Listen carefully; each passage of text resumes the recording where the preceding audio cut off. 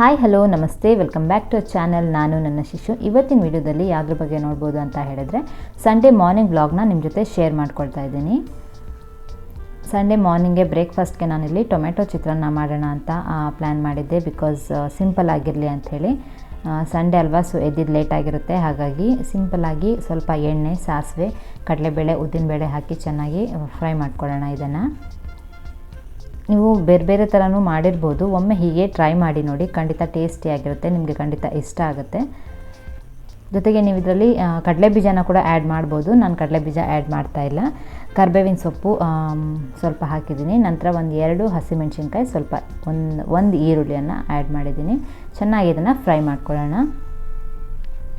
ಇಷ್ಟು ಮಟ್ಟಿಗೆ ಫ್ರೈ ಆದ ನಂತರ 1 ಟೊಮೆಟೊನ ಈ ರೀತಿ ಸಣ್ಣ ಸಣ್ಣದಾಗಿ ಹೆಚ್ಚಿ ಆ್ಯಡ್ ಮಾಡ್ಕೊಳ್ತಾ ಇದ್ದೀನಿ.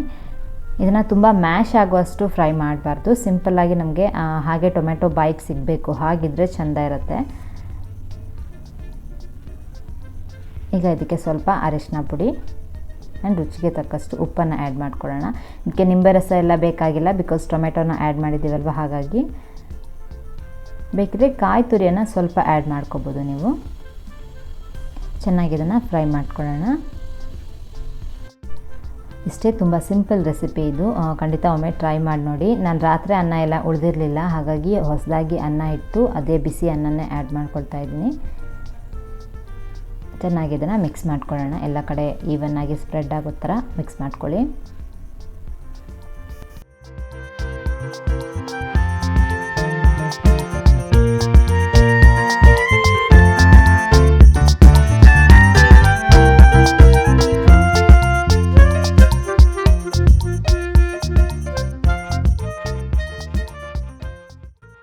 ಇಷ್ಟೇ ಸಿಂಪಲ್, ನಮ್ಮ ಟೊಮೆಟೊ ಚಿತ್ರಾನ್ನ ರೆಡಿಯಾಗಿದೆ. ಮಕ್ಕಳಿಗೆಲ್ಲ ತಿನ್ನಿಸ್ಬೇಕು ಇನ್ಮೇಲೆ, ಹಾಗಾಗಿ ಶಿಶಿರ ಅವನಿಗೆ ಬ್ರಷ್ ಮಾಡಿಸ್ತಾ ಇದ್ದೀನಿ.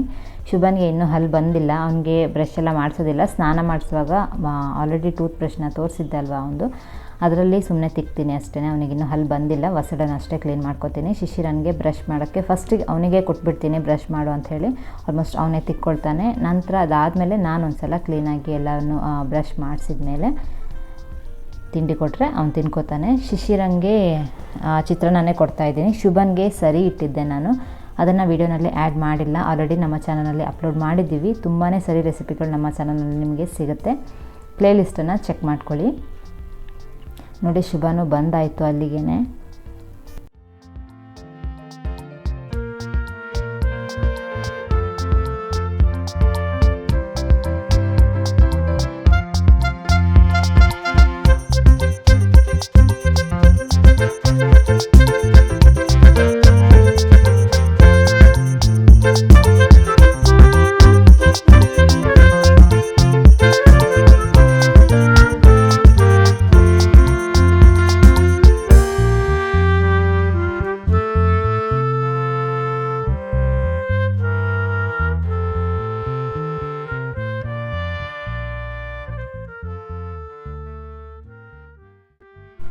ಶುಭನ್ಗೆ ಅವ್ರ ಅಣ್ಣ ಇದ್ಬಿಟ್ರೆ ಏನೂ ಬೇಕಾಗಿಲ್ಲ, ಅವನ ಜೊತೆಗೆ ಆಟ ಆಡ್ಕೊಂಡಿರ್ತಾನೆ, ಅವ್ನ ಹಿಂದೆನೇ ತಿರುಗಾಡ್ತಾ ಇರ್ತಾನೆ. ಶಿಶಿರ ಸ್ಕೂಲಿಗೆ ಹೋಗಿದ್ದಿನ ಅವತ್ತು ಸ್ವಲ್ಪ ಕಿರಿಕಿರಿ ಮಾಡ್ತಾನೆ, ಹುಡ್ಕಾಡ್ತಾನೆ ಅವ್ರ ಅಣ್ಣ ಎಲ್ಲಿ ಅಂತ ಹೇಳಿ.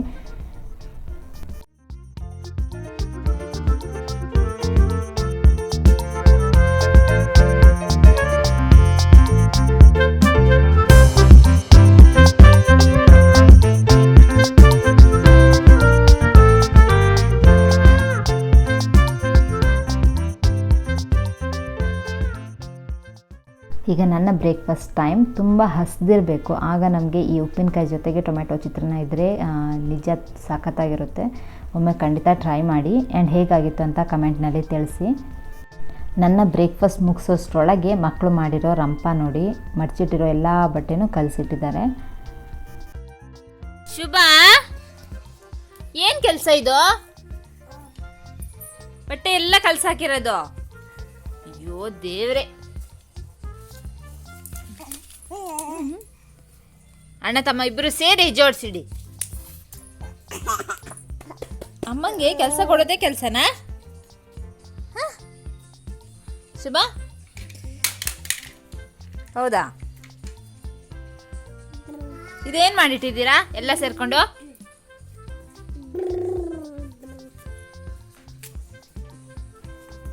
ಏ ಏ ಏ ಓಡು ಓಡು. ನಂತರ ಅಷ್ಟು ಬಟ್ಟೆನೂ ಮತ್ತೆ ಜೋಡಿಸಿಟ್ಟು ಈಗ ಮತ್ತೆ ಹಾಲ್ಗೆ ಹೋಗಿದ್ದಾರೆ. ನಾನು ಬೆಡ್ರೂಮಲ್ಲಿ ಜೋಡಿಸಿಡ್ತಾ ಇದ್ದೀನಿ. ಹಾಲಲ್ಲಿ ಏನು ರಂಪ ಮಾಡ್ತಾರೋ ಗೊತ್ತಿಲ್ಲ. ಎಲ್ಲದನ್ನೂ ಕ್ಲೀನ್ ಮಾಡೋದು ನಮ್ಮ ಕೆಲಸ ಅಲ್ವಾ, ಮಾಡ್ತಾಯಿದ್ದೀನಿ ಅಷ್ಟೇ. ಮಕ್ಕಳಿರೋ ಮನೇಲಿ ಇದೆಲ್ಲ ಕಾಮನ್ ಅಲ್ವಾ. ಯಾಕೆ ಕೆಲಸ ಶಿಶಿರ ಇದು? ಇದನ್ನೆಲ್ಲ ಯಾರು ಕಲ್ಸಾಕಿರೋದು? ಯಾಕೆ? ಬಾ ಮತ್ತೆ ಅಮ್ಮಂಗೆ ಹೆಲ್ಪ್ ಮಾಡು, ನೀನ್ ತಾನೇ ಕಲ್ಸಾಕಿರೋದು. ಬಾ ಹೆಲ್ಪ್ ಮಾಡ್ತೀಯಾ? ಬಾ ಅಲ್ಲಿ ಮಡ್ಸಿಡು ಬಾ.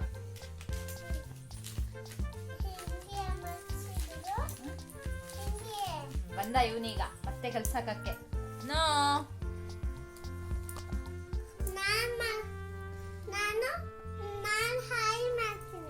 ಹಾಯ್ ಅಂತ. ಸರಿ ಹೇಳು.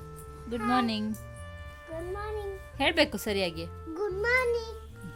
ನಂಗೆ ಹೆಲ್ಪ್ ಮಾಡ್ತೀಯಾ?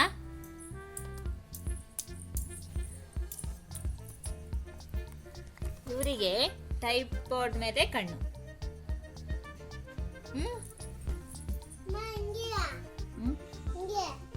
ಮಚ್ಚು.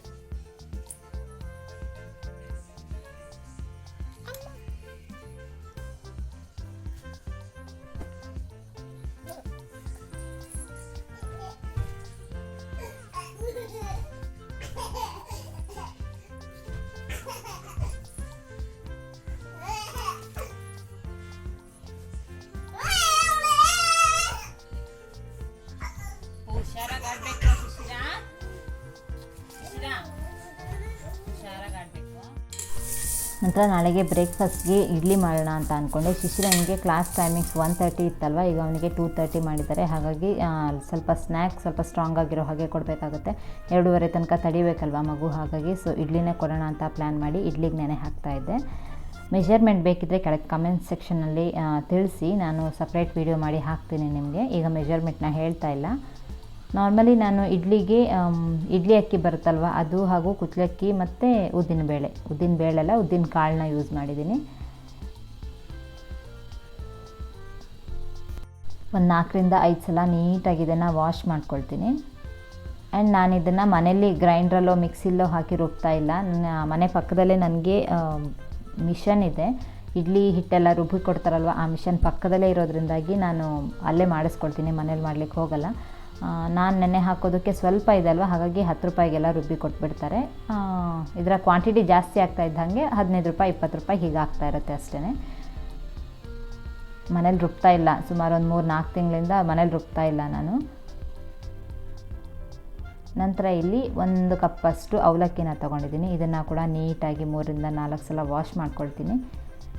ಜೊತೆಗೆ ಹಾಕಿಬಿಡ್ತೀನಿ, ಯಾಕಂದರೆ ನಾನು ಮಿಷನಲ್ಲಿ ತಾನೇ ಕೊಡ್ತಾ ಇರೋದು, ಹಾಗಾಗಿ ಒಟ್ಟಿಗೆ ರುಬ್ಬಿಡ್ತಾರೆ ಅವರು. ಸಪ್ರೇಟಾಗಿ ನೆನೆ ಹಾಕಿದರೂ ಕೂಡ ಏನೂ ಯೂಸ್ ಆಗೋಲ್ಲ. ಮನೆಯಲ್ಲೇ ನಾನು ರುಬ್ತಾ ಇದ್ದೆ ಅಂತಂದರೆ ಆಗ ಸಪ್ರೇಟಾಗಿ ನೆನೆ ಹಾಕ್ತಾಯಿದ್ದೆ. ಅಕ್ಕಿ ಬೇರೆ ನೆನೆ ಹಾಕ್ತಿದ್ದೆ, ಉದ್ದಿನಬೇಳೆ ಸಪ್ರೇಟ್ ನೆನೆ ಹಾಕ್ತಾಯಿದ್ದೆ, ಅವಲಕ್ಕಿನೇ ಸಪ್ರೇಟಾಗಿ ನೆನೆ ಹಾಕ್ತಾಯಿದ್ದೆ. ಈಗ ಅವಲಕ್ಕಿನ ಮಾತ್ರ ಸಪ್ರೇಟ್ ನೆನೆ ಹಾಕ್ತಾಯಿದ್ದೀನಿ. ಈಗ ಸಮಯ 11 ಗಂಟೆ ಆಗಿದೆ. ಒಂದು 5 ಗಂಟೆ ಅಷ್ಟೊತ್ತಿಗೆ ಹೋಗಿ ರುಬ್ಕೊಂಡು ಬಂದರೆ ಚೆನ್ನಾಗಿ ಉಬ್ಬಿರುತ್ತೆ ಬೆಳಗ್ಗೆ ಅಷ್ಟೊತ್ತಿಗೆಲ್ಲ.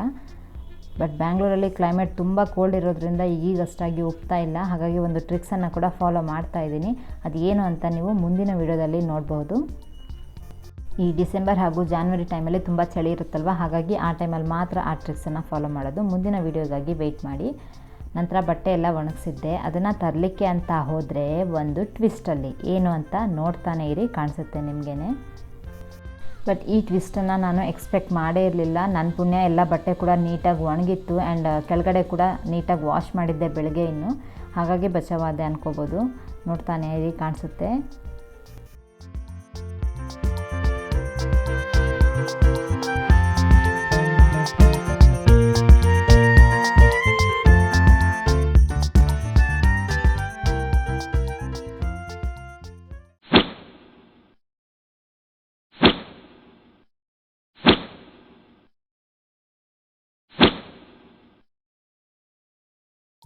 ಹೌದು, ಕಟ್ಟಿದಂಥ ಹಗ್ಗ ಕಟ್ಟಾಗಿ ಬಿದ್ದೋಯ್ತು.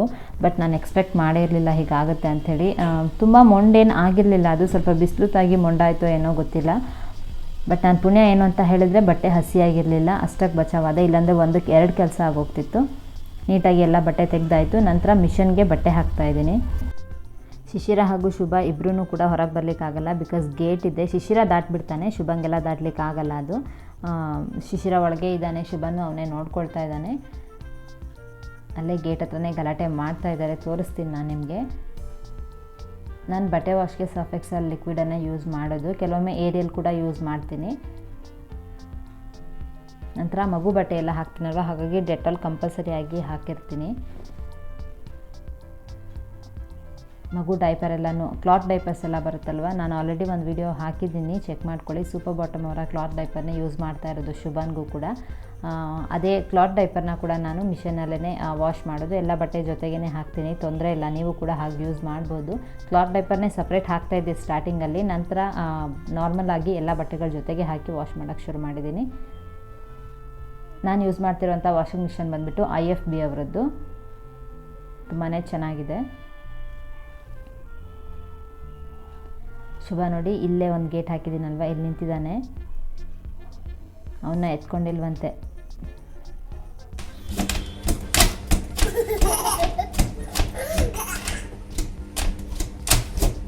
ಎಂತ ಮಾಡ್ತಾ ಇರೋದು ಇಲ್ಲಿಬ್ರು?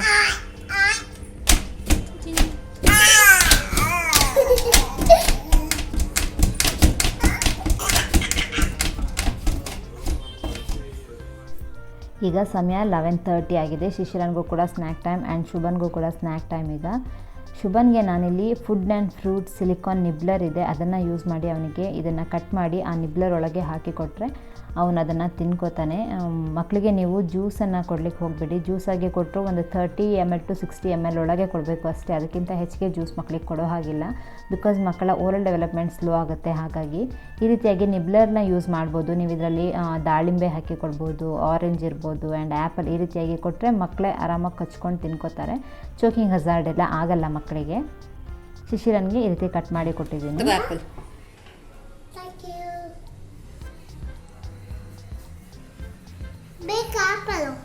ತಿನ್ನು, ಸೂಪರ್. ಬಾ ಕುತ್ಕೊಂಡು ತಿನ್ನೋಣ.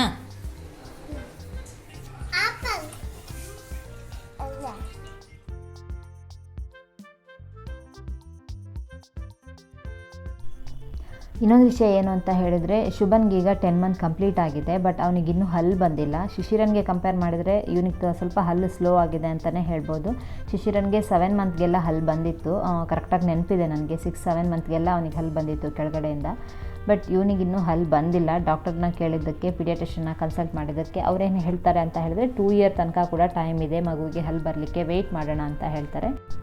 ಬಟ್ ವಸಡೆಲ್ಲ ಚೆನ್ನಾಗಿ ಗಟ್ಟಿ ಇದೆ, ಆರಾಮಾಗಿ ಕಚ್ಚಿ ತಿಂತಾನೆ ಅದನ್ನು. ಆ್ಯಪಲ್ನ ಹಾಗೆ ಸಿಪ್ಪೆ ತೆಗೆದುಕೊಟ್ರು ಕೂಡ ಕಚ್ತಾನೆ ಅದನ್ನು, ಬಟ್ ಚೋಕಿಂಗ್ ಆಗುತ್ತಲ್ವ, ಹಾಗಾಗಿ ಅವನಿಗೆ ಈ ನಿಬ್ಲರಲ್ಲಿ ಹಾಕಿ ಕೊಟ್ಟಿದ್ದೀನಿ. ನಾನು ಪ್ರೆಸೆಂಟ್ ಇದ್ದೆ ಅಂತ ಅಂದರೆ ಅವನಿಗೆ ಕೆಲವೊಮ್ಮೆ ಹಾಗೆ ಕೊಟ್ಟಿದ್ದೀನಿ, ವಸಡಲ್ಲಿ ಕಚ್ಚಿ ತಿಂತಾನೆ. ಈಗ ಸಾಕಾಯಿತು, ಬೇಡ ಅಂತ ಬಿಸಾಕ್ತಾ ಇದ್ದಾನೆ. ಯಾಕೆ ಸಾಕಾಯ್ತಾ? ಬಾ.